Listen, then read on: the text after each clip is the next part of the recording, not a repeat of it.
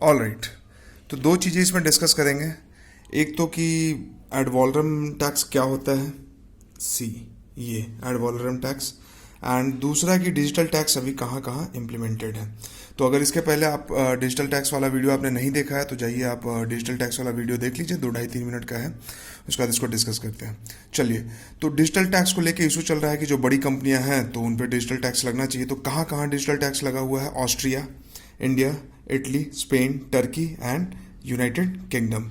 ठीक है, तो इसको याद कैसे करेंगे? चूंकि ये बहुत हॉट इशू है और एक नया ट्रेंड है, तो ये पूछा जा सकता है। ठीक है, कि कहाँ कहाँ पे डिजिटल टैक्स है, तो इन कंट्रियों को आप याद रखें। इनको याद रखने के लिए एक न्यूमोनिक बनाया है, Indian T in Italy and Spain.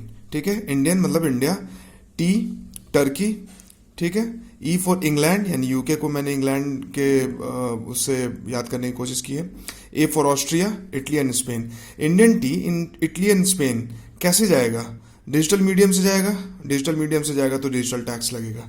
Indian T in Italy and Spain, ठीक है, ये कंट्री आपको याद रखना है। कितनी कंट्री है?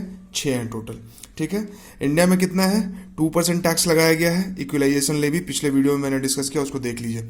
अब क्या है कि यूएस का कहना है कि नहीं, आप ये कर रहे हो तो ये ठीक बात नहीं है, उनके यहाँ जो कंपनीज हैं उन पे एक्स्ट्रा टैक्स का बर्डन वगैरह पड़ेगा, ये वो दिस दैट। ठीक है, तो उसके लिए वो फिर वो अपने तरफ से प्यूनिटिव टैक्स लगाएंगे, जो बोल रहे हैं कि प्यूनिटिव टैरिफ लगाया जाएगा जो भी ट्रेड इन कंट्रीज से होगा। जैसे इंडिया से जो भी हम एक्सपोर्ट करते हैं, चाहे गुड्स एंड सर्विसेज, तो उस पर और एक्स्ट्रा टैरिफ लगाया जाएगा। ठीक है, लेकिन फिलहाल उसको सस्पेंड किया गया है या फिलहाल उसको अभी ठंडे बस्ते में डाला गया है। तो अब इस रिलेशन में हम एड वैलोरम टैक्स के बारे में देखते हैं कि एड वैलोरम टैक्स क्या होता है। हालांकि आपने पढ़ा होगा, लेकिन फिर भी इसको एक लाइन में समझ लेते हैं कि क्या होता है। जो एग्रीगेट लेवल ऑफ ट्रेड होता है ना, उस पर जो टैक्स लगता है उसको एड वैलोरम टैक्स बोलते हैं।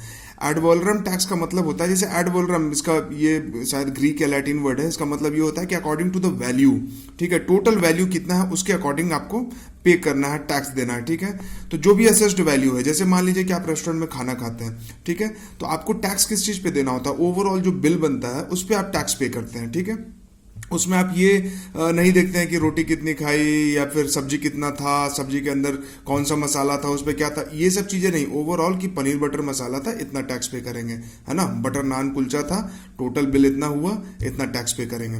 तो अगर अमेरिका को इंडिया और इंडिया जैसे कंट्रीज पे जो कि डिजिटल टैक्स लगा रही है, तो उनको अगर प्यूनिटिव टैक्स, प्यूनिटिव टैरिफ लगाना है तो कैसे लगाएगा? तो इंडिया जो भी ट्रेड कर रही है, मान लीजिए कि यूएस के साथ अगर किसी पर्टिकुलर चीज में $20 बिलियन का टोटल एक्सचेंज है ना, $20 बिलियन का हम एक्सपोर्ट कर रहे हैं यूएसए को, जो कि मतलब इससे बहुत ज्यादा है, लेकिन मान लेते हैं $20 बिलियन का। तो $20 बिलियन पे ओवरऑल पूरे $20 बिलियन का जो ट्रेड हो रहा है हमारा, उस पर टैक्स लगा देंगे कि चलो भाई 2% हम इस पर लगा देते हैं। तो 2% लगाने का मतलब $4 billion extra tax burden India पे पड़ेगा।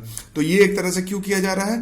ताकि जो हम डिजिटल टैक्स लगाने की बात कर रहे हैं, जिसमें कि इंडिया भी काफी फोरफ्रंट पे है इस चीज को लेके, तो उसको काउंटर करने के लिए यूएसए ने ये बात कही है। तो इस रेफरेंस में हम एड वैलोरम टैक्स को समझ सकते हैं। दोनों एग्जांपल मैंने दे दिया। इसके अलावा डिजिटल टैक्स कहाँ कहाँ है? तो ये 6 कंट्री है। इसके अलावा हमारे यहाँ क्या है? तो 2% है। ठीक है, कैसी कंपनीज पे? जो नॉन रेसिडेंट इंडियन कंपनीज है, ई कॉमर्स ऑपरेशन करती है और जिसका टर्नओवर 2 करोड़ से ज्यादा है। ठीक है, पिछला वीडियो देखिए तो थोड़ा सा इसके बारे में और ज्यादा समझ में आएगा। Thank you guys.